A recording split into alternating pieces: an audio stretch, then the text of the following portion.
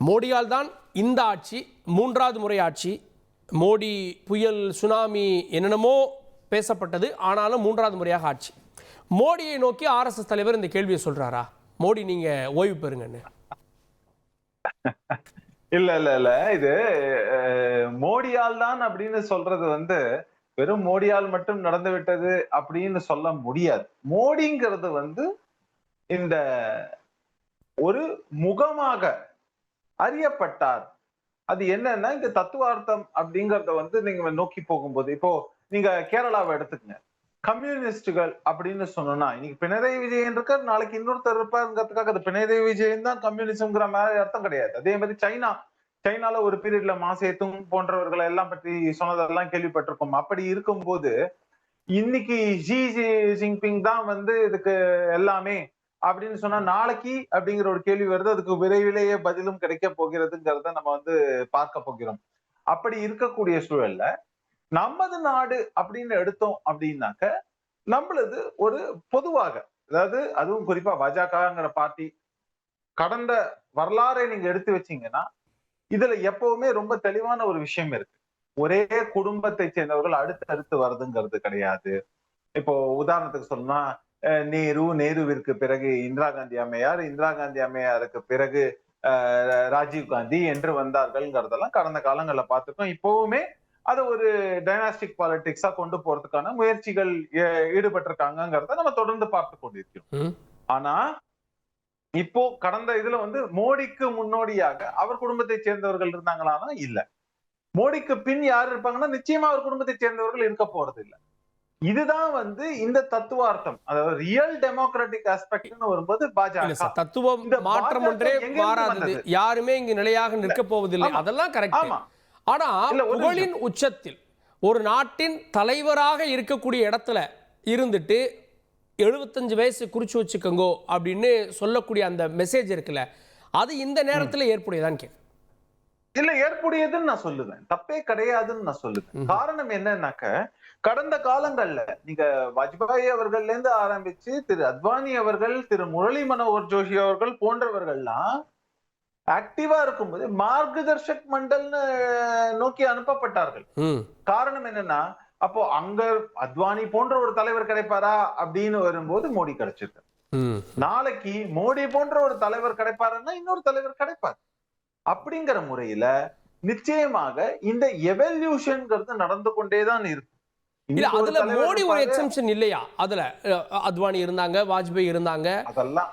ஆனா 300 அப்படின்ற நம்பரை தொட்டது யாருடைய ஆட்சியில? மூன்றாவது முறையாக ஆட்சியை பிடித்தது அதுக்கு யார் காரணம்? மோடி அலை அப்படின்னு பேசப்பட்டது யாருடைய பெயரால? அதுதான், அது பாஜகவின் அலைங்கிறது மோடி அலையாக மாறியது சொல்றேன். மோடிங்கிறது ஒரு பிம்பம், ஒரு சிம்பலைசேஷன் தான். ஆனா நீங்க பார்க்கக்கூடிய விவகாரம், இதுக்கு முன்னோடியாக இருக்கக்கூடிய ஆர்எஸ்எஸ்லயே நீங்க தலைவர்களை பாருங்க. கடந்த காலத்துல திரு சுதர்ஷன் போன்ற மிகச்சிறந்த தலைவர்கள், இன்னைக்கு மோகன் பகவத் அப்படிங்கிற ஒருத்தரை பத்தி நம்ம பேசுறோம் அப்படின்னா, அவருக்கு முன்னாடி இருந்தவங்க எல்லாம் இன்னும் ஜாம்பவன்கள்லாம் இருந்திருக்காங்க.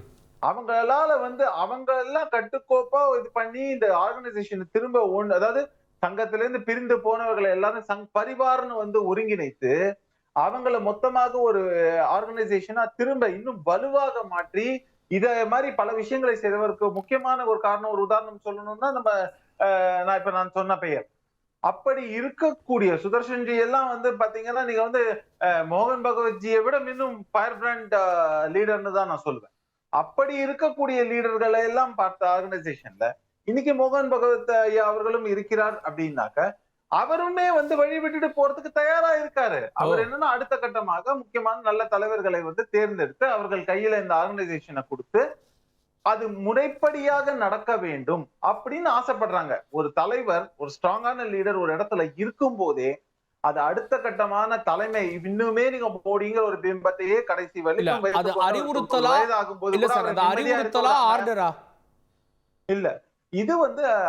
தான். காரணம் என்னன்னாக்க, ஒரு உதாரணத்துக்கு சொல்றேன், பல தலைவர்களுக்கு 70 கிராஸ் பண்ணாங்கிறதுக்காக பாஜகல இருந்து பொசிஷன்ஸ் மறுக்கப்பட்டது. குஜராத் இப்ப சுமித்ரா மகாஜன் அம்மையாரை எடுத்துக்கொள்ளுங்கள், இல்ல குஜராத்ல ஆனந்திபென் அம்மையாரை எடுத்துக்கொள்ளுங்கள், இல்ல அடுத்தடுத்து பல சிஎம்ஸா இருக்கட்டும், இங்க சென்ட்ரல் இதுல இருந்த பல மினிஸ்டர்ஸா இருக்கட்டும், இந்த மாதிரியாக ஒருவரையும் கழட்டி விடும் போது அவங்க சொன்ன காரணம் இந்த ஏஜ் ஃபேக்டர். அதாவது அன்அபிஷியலி வந்து வேணும்னே ஒரு சிலருக்கு வந்து அவாய்ட் பண்றதுக்கும் இவங்க கொடுத்த எக்ஸ்கியூஸ். மிகச்சிறந்த தலைவர்களை சொல்றதுக்காக அவங்க கொடுத்த எக்ஸ்கியூஸ் வந்து அருண்ஜேட்லி பீரியட்ல அருண்ஜேட்லி ஒரு ஸ்டேட்மெண்ட்டை விட்டாரு 75 வயசானது அப்படிங்கறதெல்லாம். ஆனா அதுக்கு எதிர்கேள்வியும் அந்த 75 வயசு அந்த இதை நெருங்கினவங்க என்ன கேட்டாங்கன்னா, அப்ப 60 வயசுலயே தள்ள முடியாதபடி, நிக்க முடியாதபடி, பேச முடியாதபடி, உடம்பு ஹெல்த் கண்டிஷன் இருக்கிறவங்க எல்லாம் எதுல சேர்த்துக்கிறது அப்படிங்கிற மாதிரி அந்த மாதிரியான ஒரு கவுண்டர் கொஸ்டின். அதாவது நீங்க சொல்லக்கூடிய காரணம் பாஜக என்பது அடிப்படையில் ஒரு டெமோக்ராட்டிக் பார்ட்டி அப்படின்னு இருக்கும்போது அந்த டெமோக்ரஸி இப்ப எஸ்டாப்ளிஷ் பண்ண வேண்டிய ஒரு நெசசிட்டியும் இருக்கு. ஏன்னா இன்னொரு காரணம், பல இடங்கள்ல நீங்க பாத்தீங்கன்னா லீடர்ஸ் செலக்ஷன் தான் இருக்கே தவிர எலெக்ஷன்ங்கிறது நடக்கிறதே கிடையாது. பாஜகல குறிப்பா மோடி அவர்களோ அமித்ஷா அவர்களோ இவர்கள் வந்த பிறகு பாத்தீங்கன்னாக்க நட்டா அவர்கள் எல்லாம் எந்த மாதிரியான செலக்ட் பண்ணிருக்கான்னு தான் பார்க்கணுமே தவிர எலெக்ட் பண்ணப்பட்டாருன்னு நீங்க பார்க்க முடியாது. அப்படி இருக்கக்கூடிய ஒரு சூழல்ல இது ரொம்ப தெளிவான ஒரு விஷயமா இருக்கு. கேப்போம் நான் வரேன், திரும்ப வரேன் சார். திரு செந்தில்வேல் அரசியல் விமர்சகர் இணைந்திருக்கேன், நிகழ்ச்சிக்கு அவரை வரவேற்கிறேன். நான் திரு எஸ் ஸ்ரீராம். 75 வயதை கடந்தவர்கள்லாம் அரசியலில் நேரடி அரசியல் இல்லாமல் அவங்கெல்லாம் ஆலோசனை குழுவில் மார்க்கதர்ஸ் மண்டலில் சேர்க்கப்பட்டிருக்காங்க. இது மோடிக்கும் ஏன் பொருந்தாது? மோடிக்கு தான் பொருந்துது அப்படின்ற இல்லை. இது வந்து முதல்ல ஒரு ஈவெண்ட்டில் திரு மோகன் பாகவத் அவர்கள் திரு முரப்பாத் பெங்கலே அவர்களுக்கு ஒரு கௌரவம் பண்ணுறம்போது ஷால் போடும்போது அவர் வந்து ஒரு ஜோவியலாக சொன்ன விஷயம், இதுனா என்ன மீனிங், நான் ஓய்வு பெற வேண்டுமா என்பது. அது அவ்வளோ பண்ண அந்த மனிதருக்கு ஒரு ஒரு ஒரு ஒரு சிறப்பான ஒரு ப்ரோக்ராமை பண்ணுறம்போது அதையுமே அந்த ப்ரைட் அந்த கௌரவத்தை கூட அதுக்கு அடிமையாக கூடாதுன்ற ஒரு லைனில் தான் அது சொல்லப்பட்டதே தவிர அதை இங்கே மோகன் பாகவத் அவர்கள் அதை நினைவு கூர்ந்தார், அவ்வளோதானே தவிர 75 அப்படின்னு சொல்லி அன்னைக்கு நடந்த விஷயத்தை சொன்னார். அதுதான் இது வரைக்குமே தவிர அது உடனே பிரதமர் அவர்களுக்கு வந்து இது ஒரு மெசேஜ், இது இவர்களுக்கு ஒரு மெசேஜ், இதெல்லாம் வந்து எங்கேருந்து இந்த மாதிரியான ஐடியாஸ்லாம் யாருக்கு வருதுன்னு எனக்கு தெரியாது. மோகன் பாகவத் அவர்கள் சொன்னது வந்து அந்த ஒரு ஈவெண்ட்டில் நடந்த ஒரு விஷயத்தில் அந்த ஷாலை போத்திய போது திரு பிங்லே அவர்கள் இதை வந்து ஒரு பெரிய விஷயமாக நான் எடுத்துக்காமல் இருக்கிறதோடைய அந்த ஒரு குணத்தை திரு மோகன் பாகவத் சொன்னாரே தவிர உடனே பிரதமருக்கு இது பொருந்தாதா, இப்போ மற்றவர்களுக்கு வழிவிடணும்னு சொல்றாரு. அப்ப இது யாரை நோக்கி அப்படின்னு அவர் சொன்னார், இவர் சொல்லல. பிங்லே அவர்கள் சொன்னதை இவர் அதை நினைவு கூர்ந்தார். அதுதான் நானும் சொல்றேன். பாஜகல என்ன நடக்கணும், ஏது நடக்கணும், எப்போ நடக்கணும், அவங்க பார்ட்டியை டெவலப் பண்றதுக்கு பார்க்க சொல்லுங்க. இல்ல காங்கிரஸ் இன்னைக்கு வந்து 60 அவர் சொன்ன குறிப்புன்னு சொல்றாருன்னா செலக்ட் பண்ணி சொல்றாருல இல்லங்க. அது அந்த புக் ரிலீஸ்ல அவரை பத்தி பேசுற புக்கை, அவரை பத்தி எழுதிய புஸ்தகத்துல அவர் பத்தி சில நினைவுகளை சொல்றாரு. பின்ன வேற யாராவது பத்தியா பேச முடியும்? அவரை பத்தி தானே பேச முடியும். அந்த ஒரு நினைவு அவர் சொல்றாரே தவிர அது உடனே யாருக்கான சமிக்கை, யாருக்கான மெசேஜ். மிச்ச பார்ட்டி எல்லாம் அவங்களுடைய தலைவர்களை வந்து என்ன வேணா அவங்க ரூல் வச்சுக்கிட்டோம், என்ன வேணா பண்ணிக்கிட்டோம், அவங்கெல்லாம் ஆட்சிக்கு வர்றதுக்கு பார்க்கட்டும். பாரதிய ஜனதாலேயோ ஆர்எஸ்எஸ்லையோ தலைவர்கள் தானாக விலகி செல்வார்கள், தள்ளிவிட வேணாம்.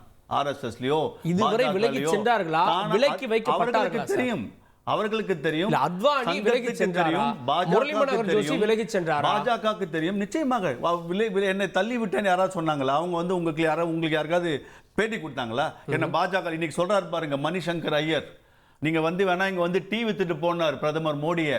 இன்னைக்கு ஆறாரு காங்கிரஸ்ல என்ன யாருமே கண்டுக்கிறது இல்ல, என்ன யாருமே பேசுறது இல்ல, அங்க வேலைக்காரன் கூட டீ கொடுக்க மாட்டேங்கிறான்னு. அந்த மாதிரிலாம் யாரும் அத்வானி பேசிடலையே. நீங்க பிரதமரை பேசின பேச்சுக்கு மணிசங்கர் ஐயருக்கு இன்னைக்கு இருக்கும் போதே ஒரு 5 வருஷத்துல அவருடைய கட்சி அவரை எப்படி மதிக்குதுன்னு பாருங்க. பாஜக அப்படி இல்லங்க, ஒரு மாரல் எடுத்து எல்லா தலைவர்களும் அருமையாக நடத்தப்படுவார்கள்.